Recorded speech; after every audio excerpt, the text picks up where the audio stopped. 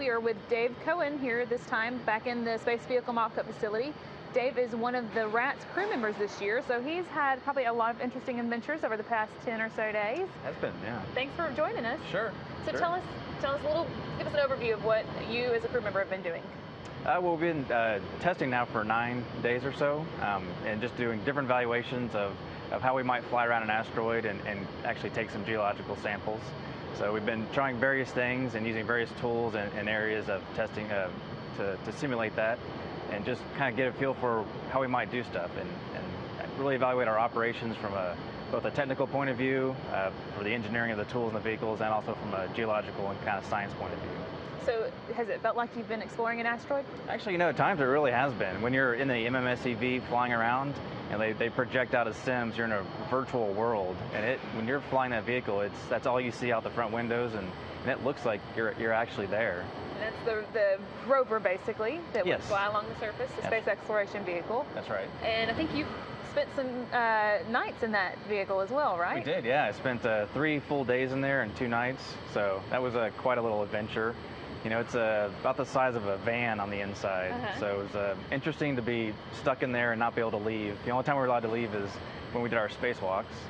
So you ate in there, slept in there, everything. Slept, did everything we had to do inside there. What's the point of that? Why have somebody spend the night there? Well, they're thinking of, so it'd be a long mission to an asteroid. It could be several weeks to even months. So they're looking at going in a large habitat.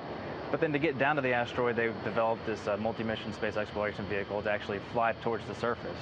And that way your ride home doesn't get in danger by being too close to the asteroid. Okay. So when you fly down, in order to save fuel, they want to stay there for a few days. So they're thinking 3 days to maybe 14 days.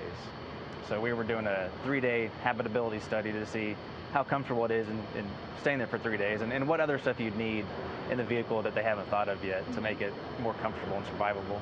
So what's the verdict? It's not too bad, actually. It looks really small. It looks small from the outside, and even on the inside when you first get in there, it's kind of small, but living in there, it's not too bad. It's kind of like camping. So, okay. Just don't get to go outside too much. But.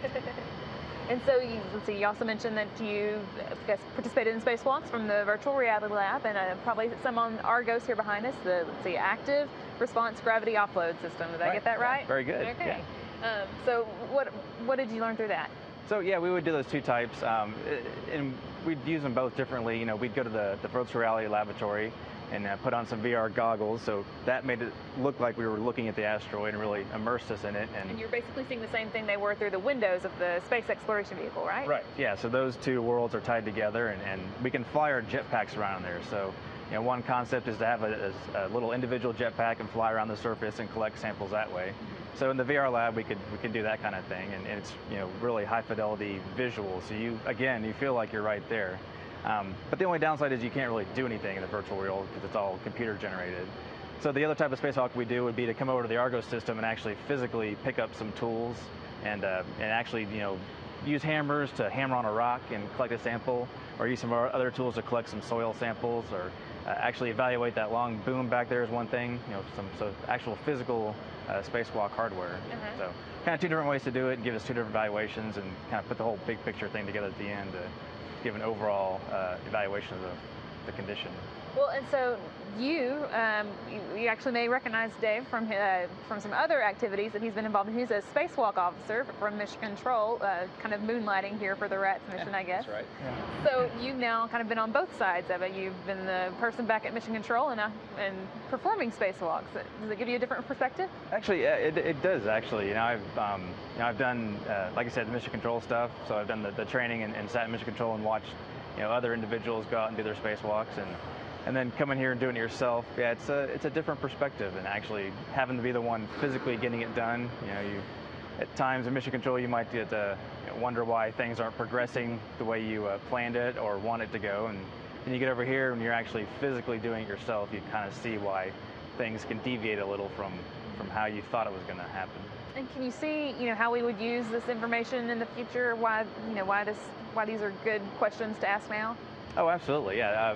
Going to an asteroid is going to be a very challenging thing. And we go to space station, we designed it to do spacewalks on. So there are handrails you can hold on to and places you can plug into for stability. Asteroid doesn't have any of that. but then it also doesn't have any gravity, so you can't stand up.